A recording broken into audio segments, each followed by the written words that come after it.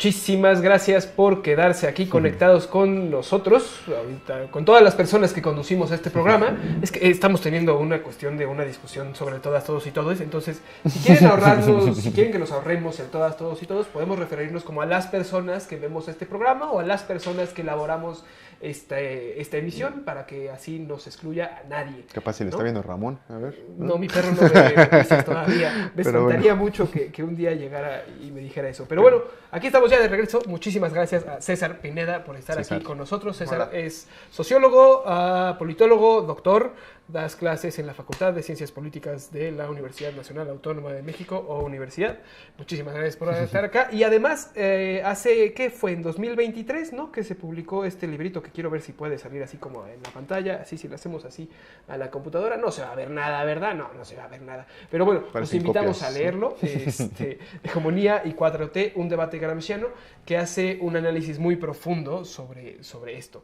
Y entonces, justamente antes de irnos al corte y en lo que reacomodábamos todo y armábamos esto, pues tu colaboración en este libro va sobre las hegemonías, ¿no? Y sobre cómo el pueblo respalda a un líder democrático, ¿no? O en esto que llamamos populismo. Y entonces queda este debate de, pero si es populismo, ¿es democracia o no es democracia? Y entonces López Obrador se montó en esta ola populista para ganar una elección democrática, y puede que esto lleve a Morena a ganar las elecciones que se nos vienen ahora muy pronto. Pero ¿hasta cuándo? ¿Hasta cuándo podría esta hegemonía del discurso de López Obrador seguir permeando la vida política en México? Y sobre todo con lo que está pasando, ¿no?, en las candidaturas y las campañas. ¿Cómo lo ves tú? Bueno, lo que pasa es que precisamente lo que desarrollamos en el libro, varios autores, pero en mi colaboración, es la idea de que la hegemonía es mucho más que el discurso populista. El discurso populista me suena, y así lo digo claramente en el texto y lo digo como académico, a una explicación demasiado burda del flautista de Hamelin. No es una explicación social, no es una explicación científica, es un argumento de que alguien toca la mejor sinfonía y engaña al pueblo. Entonces creo que así como simplificador es la idea de pueblo bueno, pueblo malo en el discurso, también es muy simplificador pensar que las personas y que una enorme multitud mexicana simplemente acudió a un discurso encantador, ¿no? A todos nos encantó con su música. Exacto. Y diciendo, frente pueblo, vengan a mí. Pueblo bueno, venga hacia mí, detrás contra los malos. Entonces el problema es, según las interpretaciones que hacemos a partir de Gramsci, es que hubo una crisis hegemónica. Es decir, que hubo una crisis de todo el Estado, de todo el régimen político, de todas las fuerzas políticas, y recuperamos una larga historia de destrucción, digamos, de otros liderazgos. Claro. Es decir, ahí lo que estamos analizando no es solo a la persona, sino a las relaciones entre liderazgos. Entonces, que la gente y las multitudes se quedan, digamos, con un liderazgo formal, el de López Obrador, porque todos los demás liderazgos fueron fallando. Esto es importante, no solo dentro del aparato político, no solo dentro de los partidos, el PAN, el PRI, el PRIAN, lo que como le quieran decir, sino también afuera. Y esto es importante, también en los movimientos sociales, también en la izquierda antisistémica, también en la academia. Es decir, es una crisis generalizada del Estado mexicano, donde al final se queda un personaje señalando cosas que son ciertas del viejo régimen, y que por tanto la gente se enoja también con el resto de los gobernantes, de cómo fueron gobernados, llevados al desastre en la guerra, llevados al desastre en, pues bueno, como está y estaba el país en 2018. Regresando un poco a 2018, ¿no? Que es como también, es como el momento de retroceder para reflexionar y ver qué tanto ha pasado desde acá. Teníamos una elección, previo a la elección obviamente, ¿no?, donde estaba la candidatura de Marichuy, por ejemplo, donde estaba el proyecto obradorista, donde habían otras expresiones que justamente criticaban esta ruptura o esta crisis ética y política del bloque dominante en ese entonces por la oposición, ¿no? Ahora, ¿qué tenemos, César? ¿No? O sea, ¿se recompuso el bloque hegemónico, como dicen algunos, o como dijeron algunos en Twitter cuando anunciaron las candidaturas, de que incorporar a Erubiel, incorporar a no sé quién es como un nuevo bloque hegemónico? ¿O es el mismo bloque hegemónico solamente con otra figura, ¿no? Bueno, dos cosas que me gustaría decir mucho de lo que mencionas de la campaña de Marichuy. Me parece muy importante recordar que en general los pueblos indígenas fueron hechos a un lado al no aprobarse la reforma constitucional para aprobar las autonomías, o mejor dicho, la autonomía en el marco del Estado bajo los acuerdos de San Andrés o la ley Cocopa, porque de ahí todos los pueblos indios fueron sacados como de la jugada, por decir así, de los partidos. Se construyó una democracia formal, pero partidocrática. Y también autoritaria, porque lo que vivimos en esos 18 años no era una democracia basada en derechos humanos, ni siquiera en los derechos humanos liberales básicos, sino en, digamos, en persecuciones masivas, detenciones masivas, violaciones de derechos humanos, asesinatos literalmente de opositores, solo que no venían entre partidos. Los liberales como que se asombran mucho o se rasgan mucho las vestiduras si entre partidos se quitan el poder ilegítimamente, o si se tratan autoritariamente, pero no si tratan autoritariamente, por ejemplo, a la APO, a TENCO, a la CENTE, que pues lo que vivimos en esos años fue básicamente una partidocracia autoritaria, muy autoritaria, ¿no? Que incluso en otros países no se vivían grados de persecución y de prisión política. Entonces eso por un lado. Ahora, por el otro, Gramsci dice que no necesariamente en cualquier crisis, que lo que hubo fue una crisis, siempre hay la reconstrucción de un bloque hegemónico, sino le llama transformismo.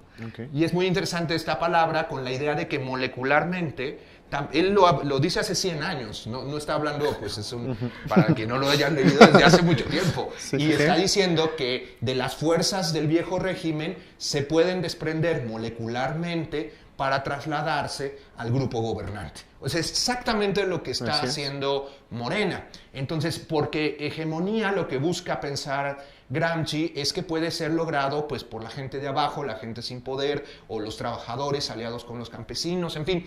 No está pensando solo en la hegemonía de los de arriba, está pensando en cómo los de abajo y lo que él llama clases subalternas pues pueden generar un nuevo régimen, ¿no? Entonces, es muy distinto. Yo diría que lo que posiblemente, porque todavía está en tránsito, es que está sucediendo, es, lo digo en el texto, pero lo he dicho en muchos espacios, es que más bien la debilidad de la organización de las clases subalternas requirió del liderazgo de López Obrador, no tiene otra forma de expresión, y por eso lo siguen, que lo comentábamos por fuera, porque no hay otra forma de expresión, no hay ni siquiera un partido lo suficientemente organizado, y bueno, y además está mezclado entre chapulines y una burocracia, etcétera. Entonces es muy difícil que las clases subalternas se expresen a través de ese partido, y se expresan sí a través de López Obrador.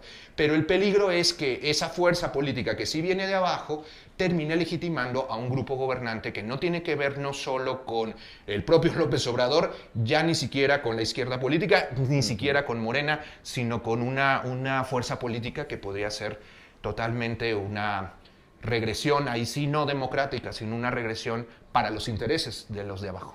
Claro.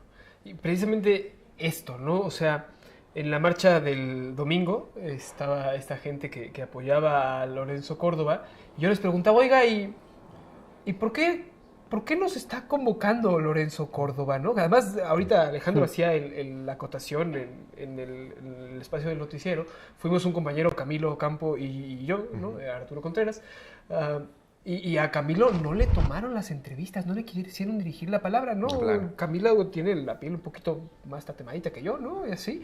Y pues a mí por blanco, pues sí, ¿no? Se ponían a platicar conmigo. Entonces les decía, oiga, ¿y por qué cree que nos convoca Lorenzo Córdoba hoy? Pero porque él ya no es el del INE, ¿no? Él ya no es el presidente, él ya no está en las instituciones. ¿Por qué cree? Dicen, pues es que él es el que condujo muy bien la democracia en México, ¿no? Él es el que fue garante de esto, hizo un gran trabajo en el INE y queremos que vuelva a hacerlo, ¿no? Pero entonces tenemos a todo este grupo de personas que dicen él. A mí, Lorenzo Córdoba no me representa, ¿no? O sea, especialmente a las poblaciones indígenas de Guanajuato, ¿no? De las que osa mofarse, no en público. Pero un poco esto, ¿no? O sea, la democracia de Lorenzo Córdoba y la democracia que se está intentando construir, o esta idea que se está intentando construir desde la oposición a López Obrador, es esta democracia, pues digamos, de la dominación en la que esta esfera política busca retomarlo. ¿Cómo está funcionando y cómo podrían retomar esto? Bueno, los teóricos de la propia democracia liberal, incluso los teóricos que llevaron Ciro y Murayama y el propio Lorenzo Córdoba, definen a la democracia y aceptan que es una oligarquía plebiscitaria. Ajá. O sea, es un gobierno de pocos, claro, que los eliges, pero son pocos y son una élite. Entonces, el defender esta democracia de élite es una diferencia, o debería ser una diferencia, es que ya no es tan claro como hace 100 años. Hace 100 años era muy claro que la izquierda defendía una democracia para los de abajo, de los trabajadores, del consejo de fábrica, de los campesinos, de la comuna, y por qué no, del consejo, del soviet. Y en cambio, la democracia de los de arriba era la democracia de los pocos, una oligarquía plebiscitaria. Lo que hoy tenemos en el mundo son oligarquías plebiscitarias. Son legítimas pues porque los elegimos, pero son ilegítimas en el sentido de que es un gobierno de pocos, con pocos y para pocos. Entonces, en ese sentido, las élites, insisto, se asustan mucho, que es esta democracia que tú dices. La democracia que se construye es una democracia formal, solo electiva, un poco también el planteo que la crisis se generó por esa forma de pensar la democracia, porque no se reformó, o sea, adentro de los partidos se distribuyeron el pastel y todo bien, ¿no? Entonces todos decimos, bueno, ya, si se distribuye el poder, está muy bien, pero si uno piensa el poder solo como el de los partidos políticos y el del Ejecutivo, pues es una visión muy restringida. Claro. Es decir, no se distribuyó el poder porque el PRI no dejó los lazos corporativos que tenía, por ejemplo, con los sindicatos, con la CNC. Es decir, no se democratizó la relación del Estado o del partido de Estado con los movimientos sociales. No se democratizó o se depuró el ejército. Es decir, cualquier transición a la democracia se diría, bueno, punto final, ya no puede haber violaciones a los derechos humanos, ya no se pueden comportar autoritariamente, y no hubo, según yo, ni reforma, ni depuración, ni de fin de la impunidad, porque la impunidad sigue sucediendo. Entonces vamos viendo muchas esferas del viejo régimen que en realidad seguían funcionando en lo que aparentaba ser esta democracia. Claro. Entonces, la defensa, siento, que he discutido incluso con analistas que defienden esta democracia del INE, es el problema de que tenemos dos percepciones y dos evaluaciones analíticas pues totalmente distorsionadas. Para mí, vengo de una experiencia donde desde abajo el Ejecutivo metía la mano directamente en el judicial, movía la mano en el judicial para que los presos de Atenco quedaran presos durante 105 años, y ahí no había como gran escándalo sobre la manipulación y la intervención del Ejecutivo sobre el Judicial, que todos entendemos, pues es un principio básico de la democracia, el no intervenir entre poderes. Y eso parece que les pasó de noche a esta serie de analistas, por supuesto a las bases de apoyo de la derecha, porque hay que decir que la marcha del domingo, pues yo estoy de acuerdo que es una marcha legítima, pero se decía, toda marcha y toda movilización popular es plural, pero no era muy plural ni arriba, por los que lo convocaban, ni abajo, porque pues la verdad era ofensivo todas las cosas que se dijeron, múltiples opiniones sobre cómo ven no solo a Morena o al gobierno de López Obrador, sino en general a la izquierda, a las clases populares y a los que tenemos piel más tatemada. ¿Qué les pasa? Sí, Camilo, ¿puedes entrevistar a alguien?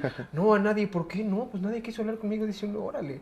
Y hay que acotar que a la gente que fue les dijeron, no platiquen con la prensa, no vayan a decirles nada para que no los critiquen, ¿no? Pero bueno. Pues, pero se coló y de todas maneras vimos lo que dijeron y era terrible.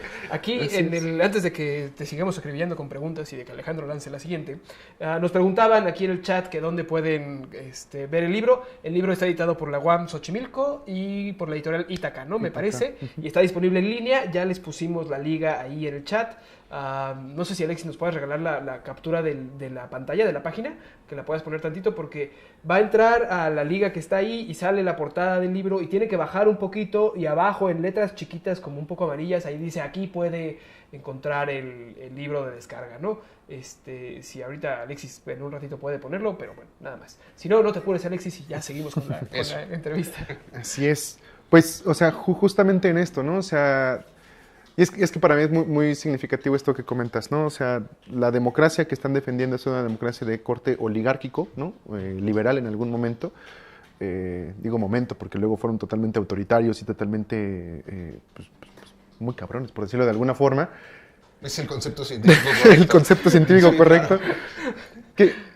¿Qué distingue a López Obrador, no? O sea, porque yo recuerdo justamente en esos años, previo a la elección obviamente, de que muchas de las críticas que provenían del movimiento social era de que era el mismo proyecto, pero con un toque fresco, ¿no? O sea, con un toque fresco que no iba a ser tan abusivo de los derechos sociales, que iban a permitir un poco más de libertades, pero que en síntesis era la oligarquía liberal regenerándose, ¿no? ¿Qué es lo distinto? Y si realmente entre estos dos espacios, seguramente sí, pero quisiera escuchar tu análisis. ¿Qué proyecto de nación es el que es distinto y cuál es la confrontación real entre estos dos grupos, ¿no? A mí lo que más me gusta de López Obrador es el movimiento que hay debajo. Y son las bases populares, porque creo que es una expresión legítima totalmente, no solo de impugnación frente al PRIAN, sino también de expresión no solo de enojo, sino de votación y de participación política. Yo creo que la participación política de las bases, que es un enorme movimiento, que lo describo también en el texto, que me parece totalmente legítimo, y me parece que hay varias pautas populares, de las clases populares, que son reivindicaciones totalmente comprensibles, totalmente legítimas, totalmente democráticas, e incluso que se pueden vincular con un programa de izquierda. Me parece que la rebelión popular se tradujo en rebelión electoral y que la indignación multitudinaria se trasladó ahí. Y en ese sentido yo, de hecho varios me han interpelado en Twitter porque he defendido claramente como legítima esa expresión, incluso de las movilizaciones ya durante el gobierno de López Obrador, que suelen confundir con mi apoyo crítico a López Obrador, ¿no? Es una cosa es una cosa y otra cosa es otra cosa. Así es, lo dijo. Lo de lo segundo es más complicado porque otro autor, Massimo Modonesi, dice, tiene elementos regresivos y progresivos. A mí no me gusta la idea de adelante o atrás, pero esta imagen me queda muy clara. O sea, siento que es muy pedagógica. Sí hay elementos progresistas en la forma de gobernar de López Obrador, pero también hay elementos regresivos. Ahora, yo solo diría un punto que también se plantea por otro autor economista en el libro. Todos los regímenes de América Latina están constreñidos por el neoliberalismo. Claro. Porque solemos pensar como de que llega el presidente y de que ya puede hacer lo que quiere porque es su voluntad. Y decreta el fin nosotros lo elegimos, claro, y de que viva la soberanía. Claro. Pero hay autores que plantean evidentemente que la soberanía está un poco sobredimensionada. O sea, estamos dentro de un sistema internacional que ya tiene además durante las 3 décadas de neoliberalismo lo que llama la lex mercatoria, es decir, demasiados acuerdos internacionales que limitan el margen de maniobra de los propios soberanos. Entonces, en ese sentido, pareciera que hay ya estructuralmente, por un lado por la lex mercatoria, por la presión de los grandes capitales, que sabemos esto de que si no me gusta, pues retiro mis capitales y te pueden desfondar los bancos o la inversión internacional. Segundo elemento. Y tercer elemento, pues que seguimos siendo parte de América y en América está un país muy importante que se llama Estados Unidos y que le gusta generalmente incidir en lo que pasa en América. Entonces, si tenemos los 3 elementos claros, el margen de maniobra que se queda para realmente un viraje hacia la izquierda es muy... Esto no justifica la acción de López Obrador, pero sí hace comprensible parte de sus decisiones.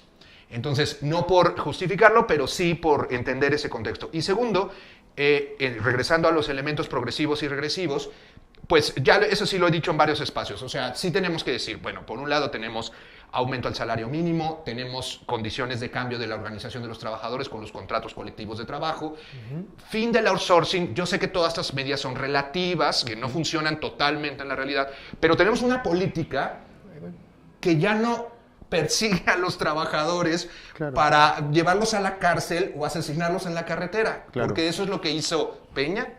Calderón deshizo el SME, Peña literalmente asesinó en Oaxaca, y Fox persiguió a los mineros.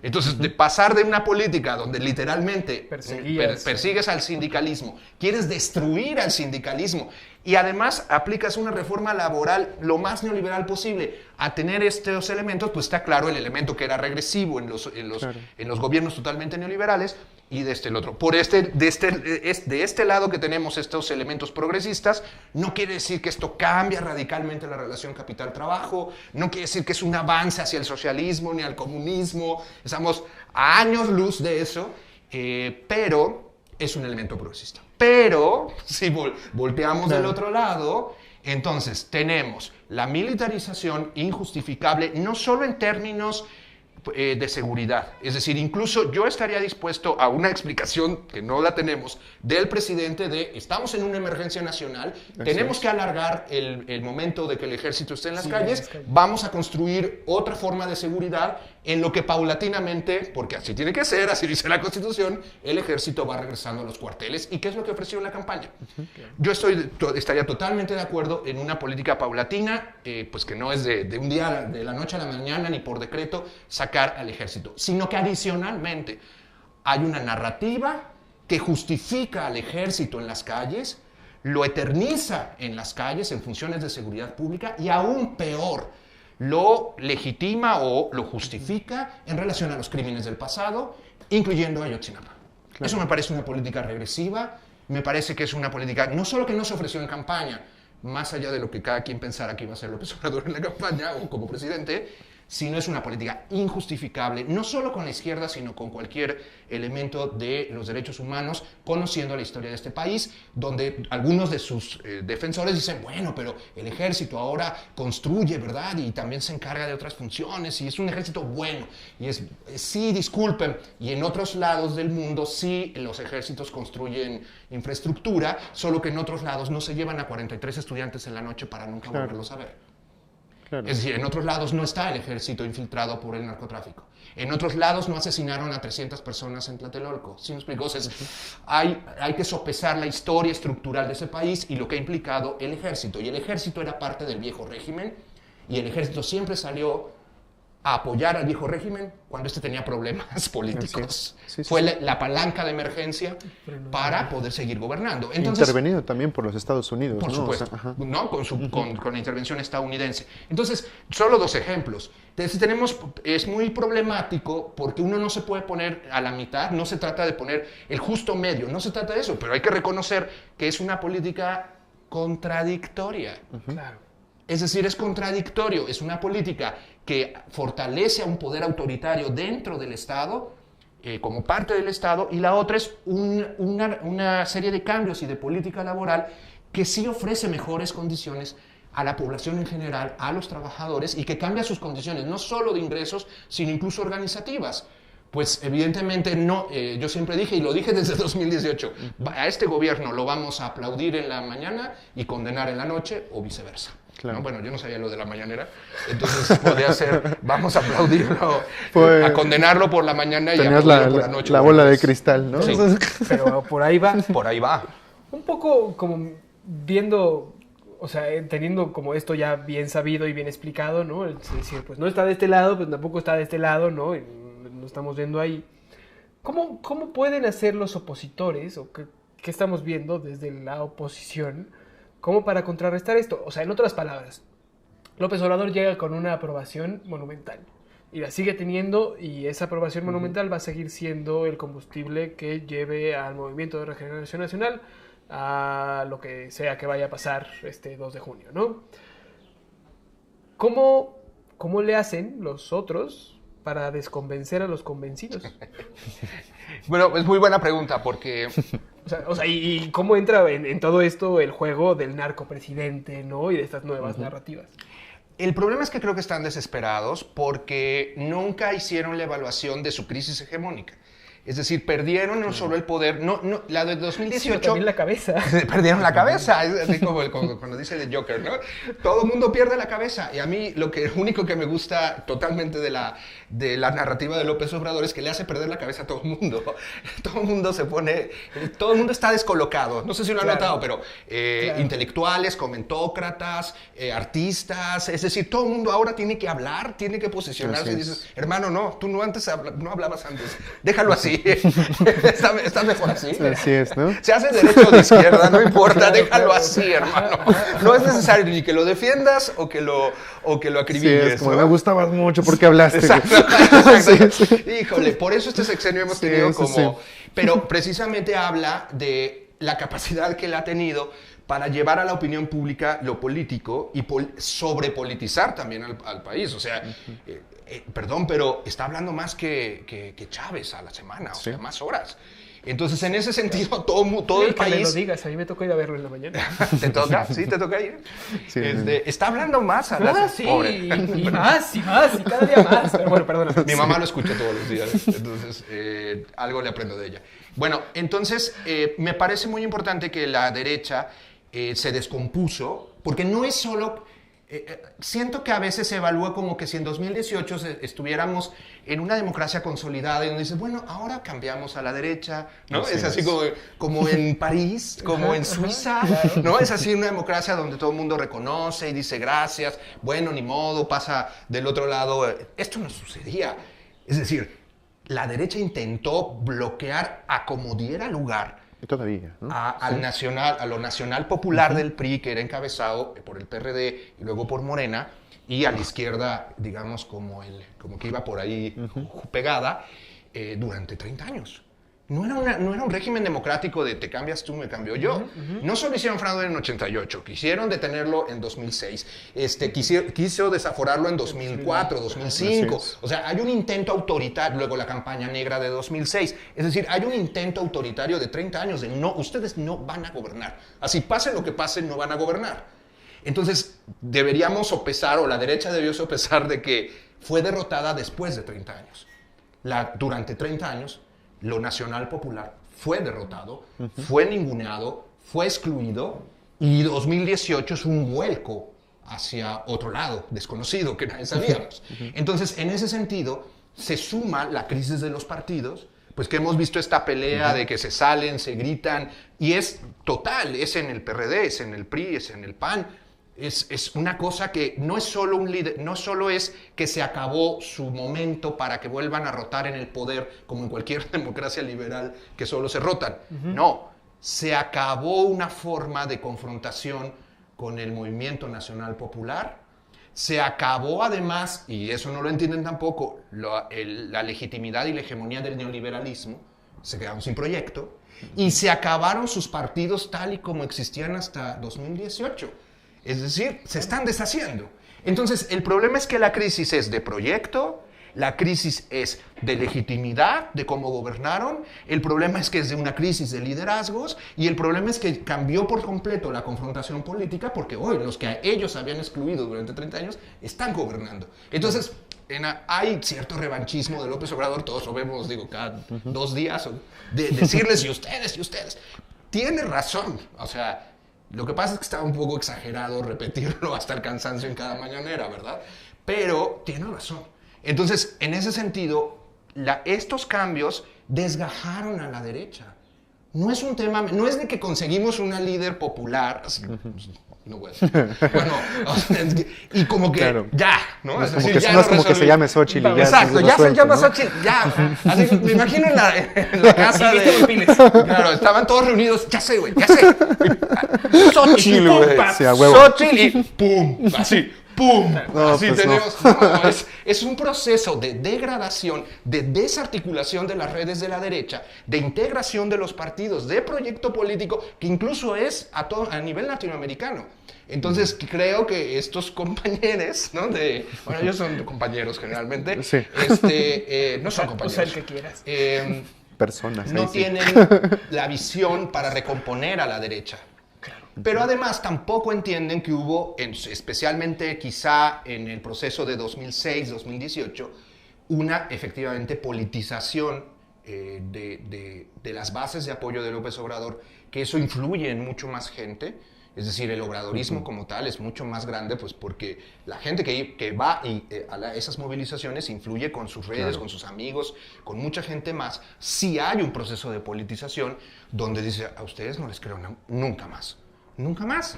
Y es lógico por cómo gobernaron. Entonces, la derecha debió rearticularse en efecto, o sea, irse a enclaustrar y decir, ¿qué vamos a hacer frente a lo que nos pasó? Y lo que se ha dedicado estos 5 años es básicamente a construir una conspiración de bloqueo y boicot contra López Obrador. Y esto no los va a salvar, a menos que se aliaran con un poder muy grande, que es lo que ha estado sucediendo, tal vez en las últimas semanas, que es gravísimo, ¿no? O sea, en el sentido de estas insinuaciones de descarrilar la elección, del narcoestado, del narcopresidente, sí están elevando ellos el discurso no solo a una campaña negra, sino a poder, una vez más, tratar de descarrilarlos en el poder. No, claro, ¿no? Y es que lo que los caracterizaba era este afán vendepatrias, por ahí, como dicen algunos.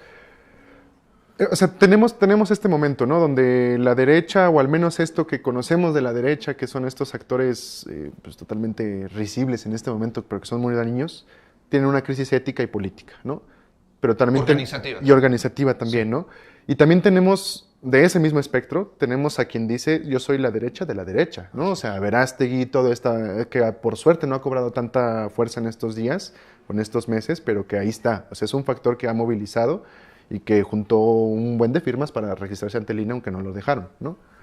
Del lado de la izquierda, bueno, del centro a la izquierda, ¿no? ¿Qué tenemos, no? O sea, tenemos a Obrador en medio, tenemos las bases que son como lo que posibilita la radicalización del proyecto hacia la izquierda. Así como tú lo dijiste. ¿Y qué hay más allá, no? O sea, ¿cómo lograr eso? Pues, o sea, ¿cómo realmente, en términos de este bloque hegemónico y de esto, cómo se construye un sujeto que trascienda estas contradicciones, ¿no? Es una pregunta muy complicada y muy buena. Lo que pasa es que lo político, antes de 2018, no solo estaba representado por la confrontación López Obrador y el régimen neoliberal, sino en muchísimas fuerzas populares frente al neoliberalismo. Así es. Indígenas, estudiantiles, populares, trabajadores, que se enfrentaban directamente al neoliberalismo.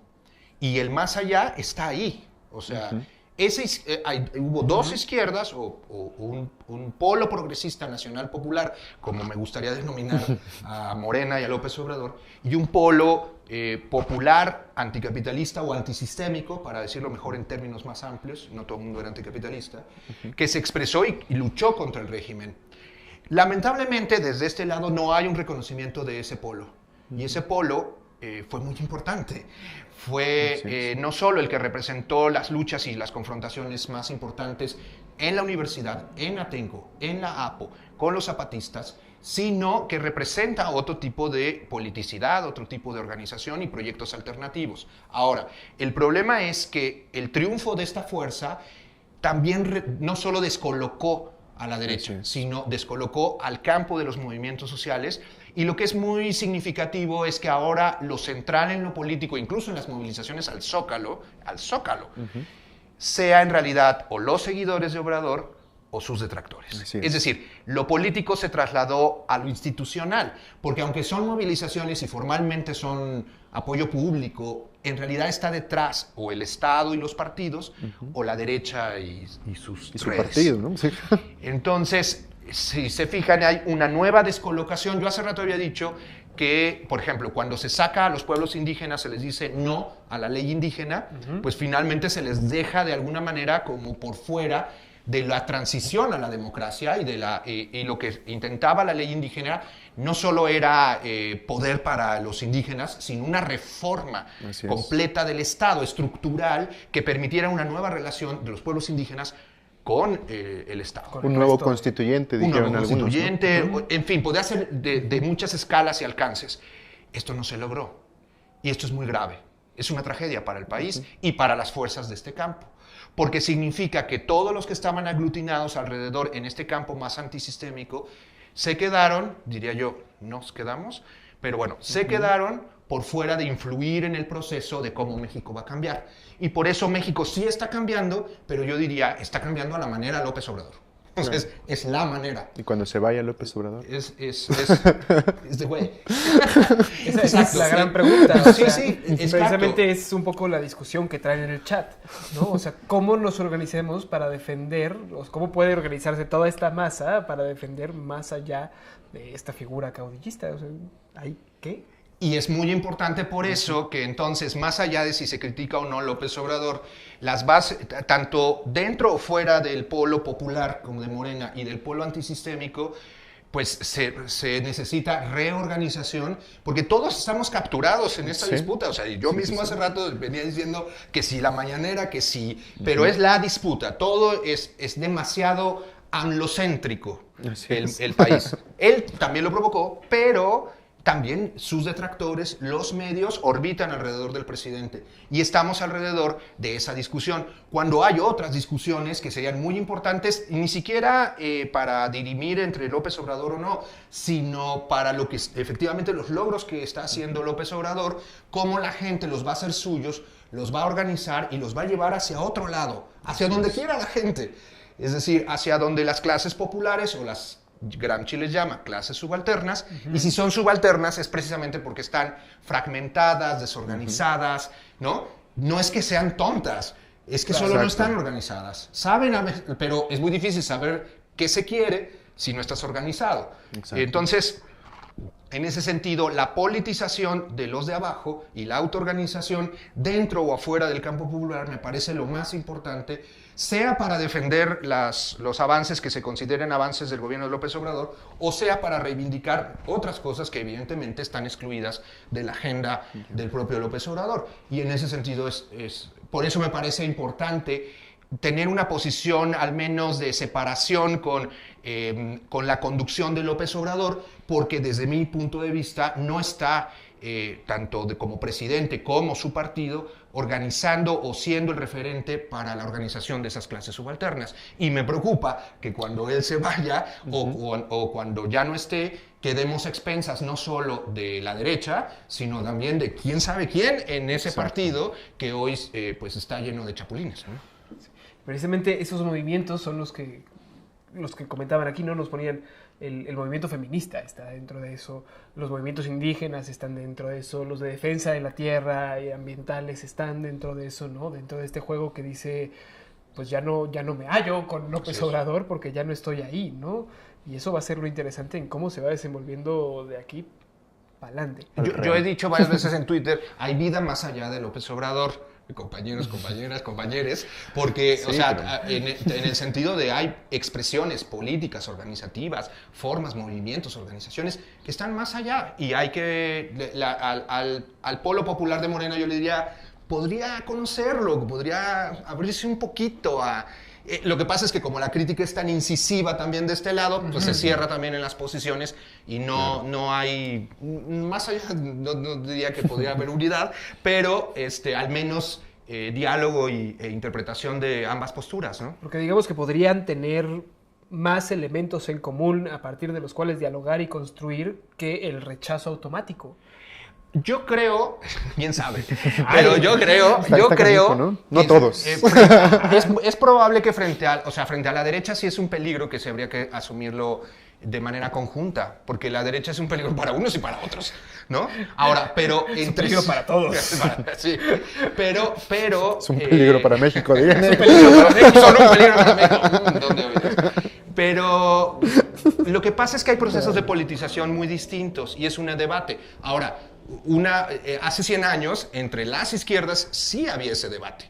Es decir, más allá de que al final no terminabas organizado en el mismo partido, coalición, frente, sí había un debate teórico, un debate político, un debate ético, programático, que permitía decir, bueno, ustedes están de este lado y nosotros de este lado, pero efectivamente estamos dentro de un campo común. Pero si llega el fascismo peleamos juntos, ¿no?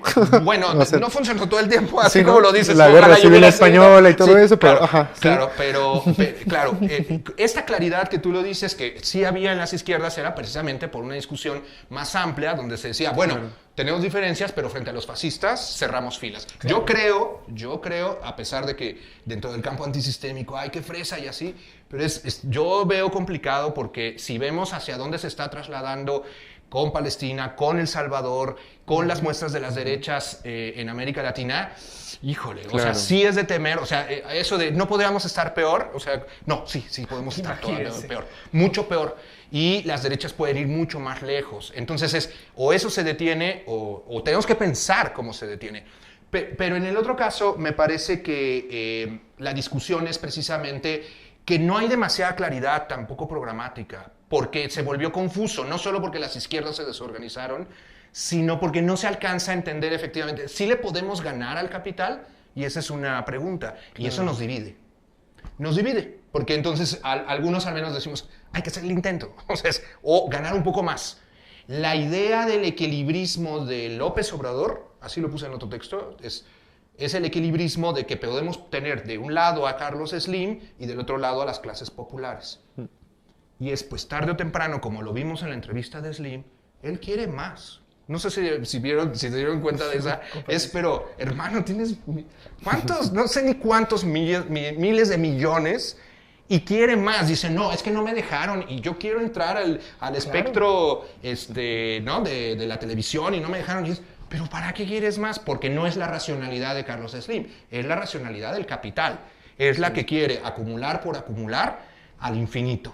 Y reafirma, ¿no? La historia de la humanidad es la historia de la lucha de clases, aunque digamos que no. Entonces, el problema del equilibrismo de los gobiernos de progresistas, rosas, rojos, lo que le quieran decir, es que pareciera que han llegado a la conclusión de que deben gobernar junto con ellos, y por ahora es así lo hace Lula, así lo hace Boric, ¿no? Hay que gobernar no solo con la derecha, sino hay que gobernar con los capitales, que estén contentos.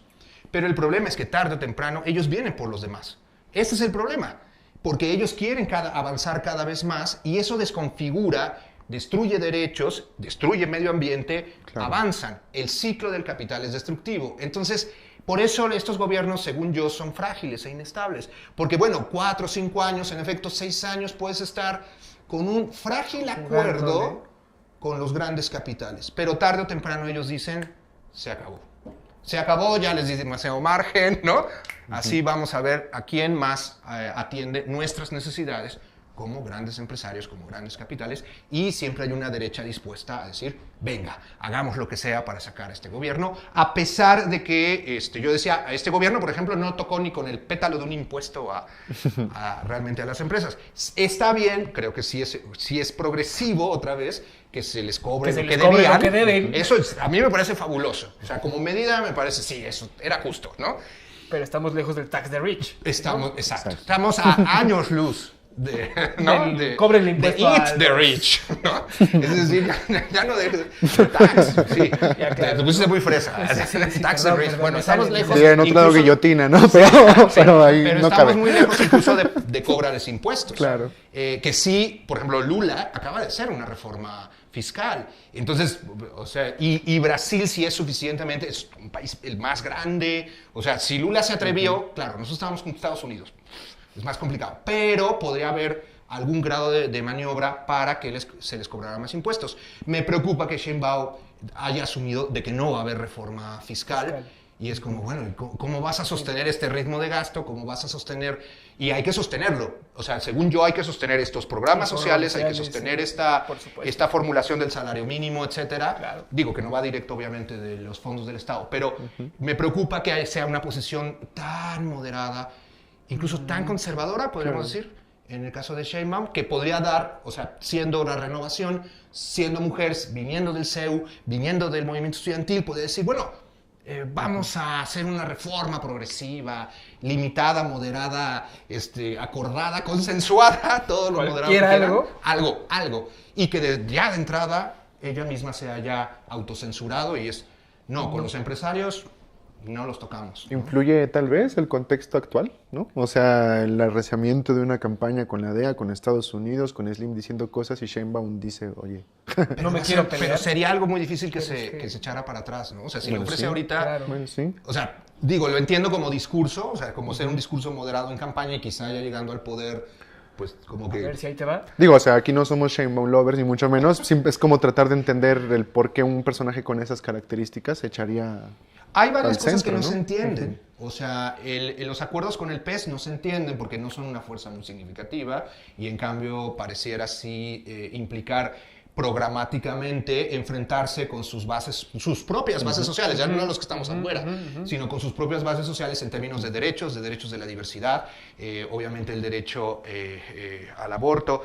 En fin, o sea, no parece tener sentido esa alianza. No parece tener sentido alianza con sectores del PRI porque tienen mayoritariamente un voto muy importante. Ganaron el Estado de México. Pensamos que ya habían hecho suficientes acuerdos con el viejo PRI. Pero parece que puede haber más debajo del colchón. A mí me parece preocupante el crecimiento de... Hoy mismo aparecen notas de una enorme... molestia en las bases por la forma en que distribuyeron las candidaturas, etc. ¿no? Exactamente.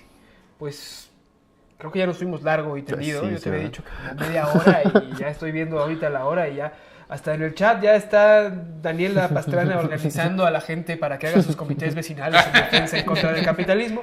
Muchas gracias a la Pastrana porque yo me puedo sumar a la es lo que debemos de hacer, ¿no? Sumarnos todos. Porque un poco retomando el comentario que hacías sobre Boric y demás, pues sí, cría capitales y te sacarán todo, hasta las lágrimas para hacerlo refresco. Está muy bueno. Eso está muy bueno. Entonces, sí, ¿verdad? Pues un poco eso.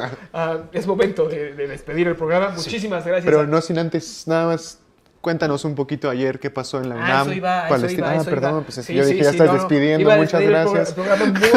No sin antes recordar que no hay que dejar de hablar de Palestina, y precisamente ayer en la UNAM se entregó un pliego petitorio, ¿no? Para que la UNAM corte vínculos escolares, y financieros también, ¿no? Y de investigación con las universidades de Israel, pero pues tú andas allá metido, entonces no sé si te haya tocado, si lo hayas visto. Ahí estaba. Sí, ahí estábamos. Yo por eso decía que nos contaras, ¿no? Porque pues, igual sabes más. No, un grupo de académicos bastante numeroso, no solo de la UNAM, sino de una docena de universidades, UAM, UACM, Colmex, CIDE, Universidad de Morelos, Universidad del Estado de México, INA, en fin, institutos y universidades que estamos muy preocupados por el genocidio que está sucediendo en Gaza, que desde octubre pasado en realidad está sucediendo, con estos cerca de 30,000 muertos, la mitad de ellos niños, bebés. Hemos visto, una y otra vez lo he dicho, o sea, yo estoy un poco en shock por ver un genocidio en tiempo real, claro, porque es muy distinto cuando nos platican del genocidio judío, obviamente de otros genocidios. No solo se persiguió a judíos, por ejemplo, en el Holocausto, sino a comunistas, gays, gitanos. Pero una cosa es saberlo, leerlo, y otra cosa es verlo. Y lo que lo estamos viendo ahora es que Israel no lo puede ocultar, es un genocidio en curso. Nos hemos reunido de esa docena de universidades para lanzar varias iniciativas. Una de ellas es la campaña, precisamente, No Dejemos de Hablar de Palestina, que van a ser 10 o 12 foros a lo largo de todos estos centros de estudio. Pueden entrar en realidad o seguir las redes sociales de Académicos por Palestina. En el caso de Twitter está un poco raro ahí, se llama @academ Palestina, y ahí ya mucha gente como que ya medio está conociendo la cuenta. A partir de ahí, que es la que me sé, pueden entrar a todas las demás redes sociales, Instagram, Facebook, donde estamos convocando una serie de actividades. Hay el texto que entregamos ayer, que es precisamente, hay influencia de Israel y de algunas corporaciones que apoyan a Israel, que tienen acuerdos con la universidad. En todos los casos, parece que la semana que entra los profesores de la UACM van a entregar también a su consejo académico la misma petición. En realidad, a nivel México somos como 1,500 firmantes que exigimos esto a las universidades. En esta de la UNAM fueron 400, ¿no? Sí, casi 500. Pero entonces cada quien, obviamente, entregamos las que nos corresponden, aunque en realidad en su conjunto somos estos 1,500 firmantes a nivel nacional, y en estas 12 universidades o institutos es donde se va a entregar esta petición.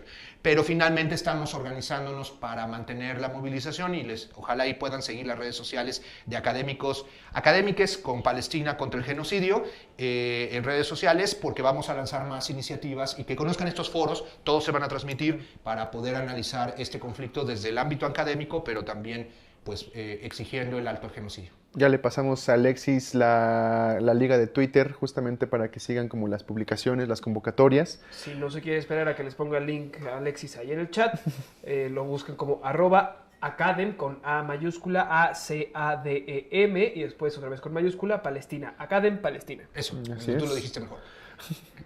Bueno, ahora sí, pues César, muchísimas gracias. Gracias por todo tu conocimiento y por los pensamientos que compartes con nosotros. Gracias a todas las personas que estuvieron aquí y escuchándonos y viéndonos y compartiendo con nosotros en el chat. Y recordar, pues, ¿no? O sea, en la parte de la cajita esta de los comentarios están todas las redes sociales de pie de página. También el Twitter de César, si nos los puedes recordar para que la gente esté al pendiente de lo que dices. Sí, @César Pinedar, con R al final, Pineda, R. César Pinedar. Así es, el libro ya le dijimos dónde lo puede ver, aquí en el chat puede ver el link donde puede comprarlo, adquirirlo. No, lo bajan gratis. Bajarlo. Y además no solo escribe César, ¿no? Escribe gente muy querida de nuestra audiencia y de nuestro público, como Diana Fuentes, ¿no? Así es, coordinado de hecho por Diana Fuentes, Máximo Modonesi, académicos muy interesantes, ¿no? Y bueno, recordar también de que nuestras redes sociales están en la cajita de esta transmisión de YouTube. Ahí pueden encontrarnos en Facebook, Instagram, Twitter, TikTok, que ya vamos a volver. Los dos canales que tenemos, uno en WhatsApp y otro en Telegram, para que estén al pendiente de la edición diaria que tenemos en pie de página. También hasta abajo viene una cuenta bancaria a nombre de la Cooperativa de Periodistas de Pie de Página, que somos pues nosotros, los de la redacción, los que hacemos estos programas. Por si le gusta el contenido que estamos produciendo, a lo mejor no solo en los pagos de la semana, sino lo escrito, los otros programas que tenemos como Maíz y Mate, La Mesa Roja, La Escuela del Amor, Disrupciones, pues ahí puede aventar un dinerillo porque pues no dependemos del Estado ni de Kellogg ni de nadie como empresas. Entonces pues sí, ahí que nos manden un apoyo, y también si quiere hacer una donación en la transmisión de este chat de YouTube, píquele donde está la parte del billetito y ahí usted escoge cuánto quiere aportar, si es que quiere aportar algo, y si no, simplemente con compartir y con darle me gusta a esa transmisión también está apoyando mucho esto. No sabía que se puede donar. Voy a hacer mi donación. Sí, ahí le pica uno. Muchísimas gracias, por ejemplo, a María Guzmán, que hoy nos echó un poquito de dinero. A Félix y también. Desde Holanda, Félix nos echó también ahí un poquito de alcancía. Muchísimas gracias a todas, todos, todes y a todas las personas que estamos aquí. Nos vemos la próxima.